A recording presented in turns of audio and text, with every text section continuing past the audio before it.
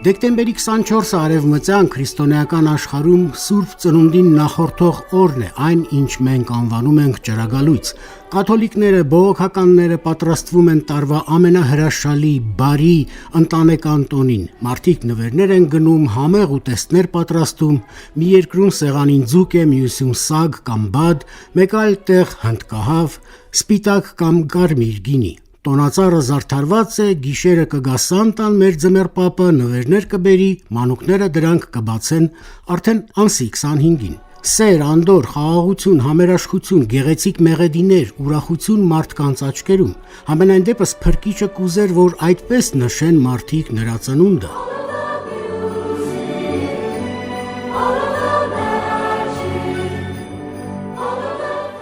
Բայց իրականությունն այլ է աշխարհի դժբախտ տարածքներում, նվեր է, եթե երեխատ եւս մեկ օր է ապրել, տոնական ուտեստ է, եթե մի աման ապուր են տվել օգնություն բաժանողները, ուրախություն է, եթե ռումբը չի ավերել խղճուկ տնակդ։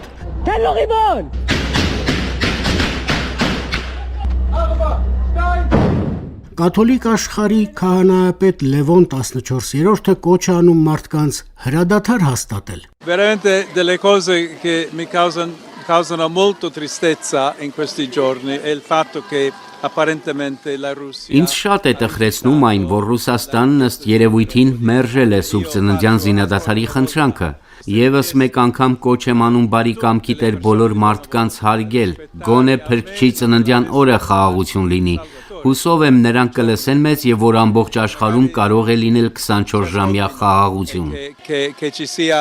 24 ore un giorno di pace in tutto il mondo։ Ուկրաինայի արյունալի պատերազմից զատ Հռոմի Պապը անդրադարձել է նաև Գազայի վիճակին, այնտեղ ամերիկացիների միջնորդությամբ հրադադար է, բայց միևնույն է գրեթե ամեն օր իսրայելցիները հարվածներ են հասցնում տարբեր թիրախներին, պարզապես լայնածավալ գրոհներ չկան։ Cardinale Pizzaballa in questi giorni hanno potuto celebrare Անցած օրերին կարդինալ Պիեր Բատիստա Պիցաբալլան այցելեց Գազայի կաթոլիկ ծխական համայնք, նրանք կարողացան միասին պատարակ մատուցել։ Մեկ ժամ առաջ ես կապի մեջ էի քահանայի հետ, նրանք փորձում են նշել Սուրբ Ծնունդը, չնայած իրավիճակը շատ անկայուն է։ Մենք հույս ունենք, որ խաղաղության համաձայնագիրը կշարունակվի եւ զինադադարը կպահպանվի։